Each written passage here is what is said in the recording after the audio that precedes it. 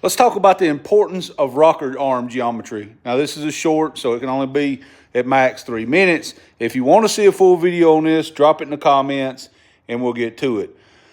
But rocker arm geometry is very important in an engine, especially if it's going to be a high revving engine.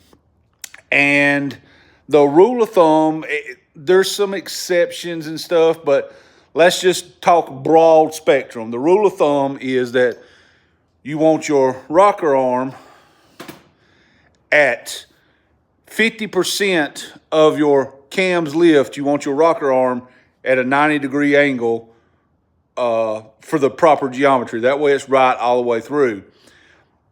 And it can be off by just a little bit. And just because you're using factory heads on a factory block does not mean it was correct from the factory. When you have these little studs in your block and your rocker arm goes on them, check your geometry. A lot of people just put them together and assume, well, I'm just using the factory rockers, I'm using the factory heads and the factory block, so it has to be dead nuts right. It's not always true. On this engine here I'm putting together, we found that it was just slightly off. They sell these little shims, and you can get these shims in various sizes. These right here are 20 thousandths. These are 40, and these are 50. They come in a pack. I am using the 20 thousandths, and that 20 thousandths puts my rocker ratio or my rocker geometry dead on. Don't be scared to change things just because you're using factory parts. Right is right and wrong is wrong. Now, was it off enough to cause any real issues?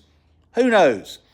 And when they build engines like this and it's factory parts and stuff, you got to think they're trying to churn out thousands of them. So they're not going to check each and every one. Maybe this one, the shank on the stud was just a little different or what have you. But whatever the case is, check these little things, even if you are using factory components.